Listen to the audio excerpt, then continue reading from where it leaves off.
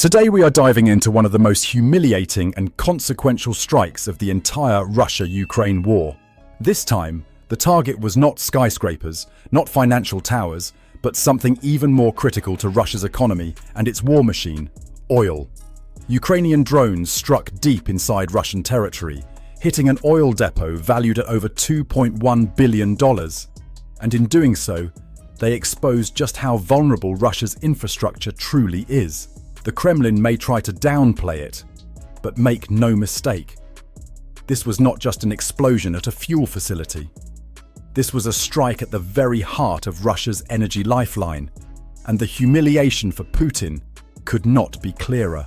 For decades, oil has been Russia's golden weapon. Oil and gas exports fund the Kremlin's war chest, pay for the weapons, the soldiers, the propaganda. They are the backbone of Putin's power, both domestically and internationally. And when Ukrainian drones soared across the border and slammed into one of Russia's most expensive and valuable oil depots, they weren't just destroying fuel tanks. They were striking the very symbol of Russia's wealth, its stability, its claim to being an energy superpower. The depot itself was massive, sprawling with storage tanks that hold millions of barrels of oil, feeding pipelines and distribution routes that stretched not just across Russia, but to international customers.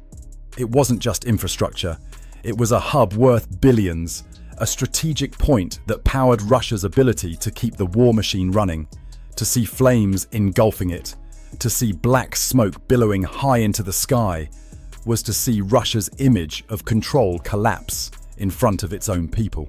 The drones used were once again small, unmanned, and relatively cheap compared to the value of their target.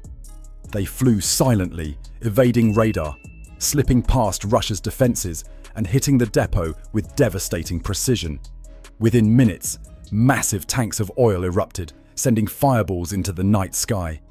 Locals filmed the inferno from miles away, their videos flooding social media, turning the strike into a global spectacle. The Kremlin tried to contain the story, but the images told it all. A $2.1 billion oil depot, scarred and burning, humiliated by drones, costing a fraction of its value. Inside Russia, the panic was immediate. Emergency services rushed to the scene. Firefighters struggled to contain the blaze. And entire neighborhoods were placed on alert as thick smoke spread across the region. Oil fires are not like ordinary fires. They are harder to extinguish, more destructive, and capable of burning for days. The depot's safety systems, designed to handle accidents, were never built to withstand drone warfare. And that is the point. These facilities, like Moscow's skyscrapers, were never supposed to be battlefields. Yet in this war, they have become targets, and they are woefully unprepared. The humiliation for the Kremlin comes in several layers. First, the failure of defenses. Once again, Russian air defense systems, the pride of its military marketing, failed to stop the drones. Billions spent on S-400s and Panzer systems, and yet cheap drones were able to punch through and cause catastrophic damage. Second, the economic blow. Oil is Russia's lifeline. Losing part of a depot worth over $2 billion is not just a financial loss. It undermines the Kremlin's ability to reassure investors, customers, and its own people that energy supplies are secure. Third, the psychological impact. Russians have now seen not just skyscrapers hit, but vital energy infrastructure burning. It creates a new level of fear. If oil depots can be hit, what about power plants, pipelines, or even nuclear facilities? The cost-to-impact ratio here is staggering. Ukraine may have spent tens of thousands on drones, but the impact runs into billions.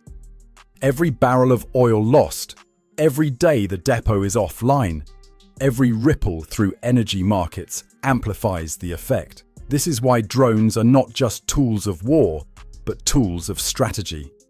They allow Ukraine to strike at the most valuable, most sensitive points of Russia's system without needing vast armies or fleets of planes. It is asymmetric warfare at its finest, and it is leaving the Kremlin scrambling. Reports suggest that Putin was furious when he learned of the strike, furious that his defenses failed, furious that one of his most valuable depots went up in flames, furious that the images of smoke and fire were seen not just in Russia, but across the world. This is the kind of humiliation he cannot easily erase. Unlike a battlefield loss that can be spun as temporary, the burning of a $2 billion oil depot is a symbol. It is a reminder that Russia's wealth, its pride and its war machine can be touched, and touched deeply.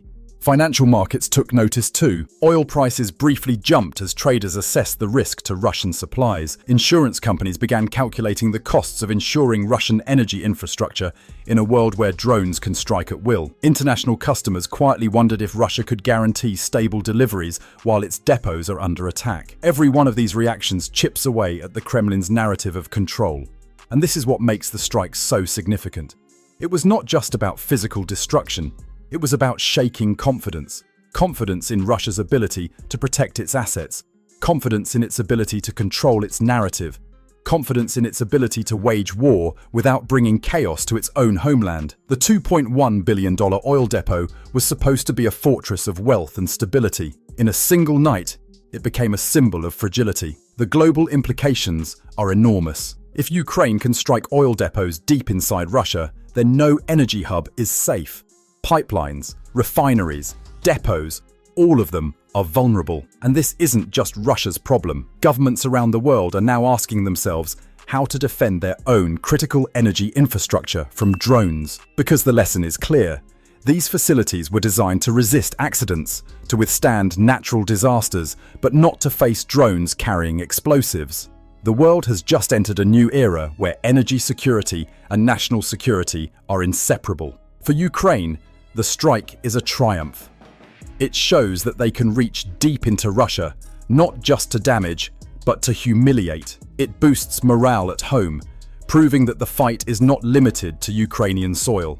It strengthens their argument for Western support, showing that every drone, every piece of technology supplied to them is making an outsized impact. And it demonstrates creativity in warfare, using inexpensive tools to cause maximum disruption. For Russia, the dilemma is painful. How do they rebuild confidence in their defenses when cheap drones can slip through? How do they reassure their elites, their people, and their international customers that their infrastructure is safe?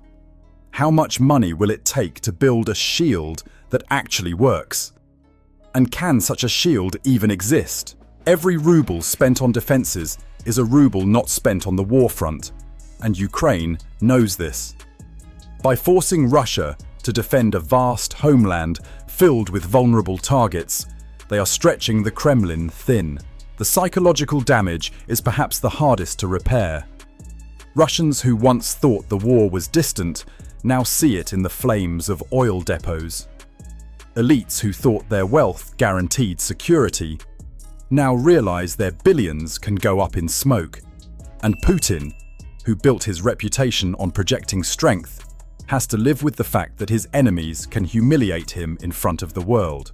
In the end, the strike on the $2.1 billion oil depot will be remembered not just as a tactical event, but as a turning point in modern warfare.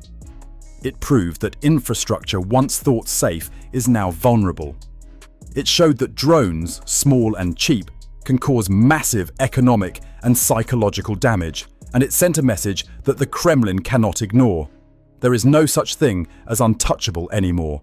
The fires will eventually be put out, the depot will be repaired, oil will flow again, but the memory of those flames, the images of Russia's wealth burning in the night, will linger.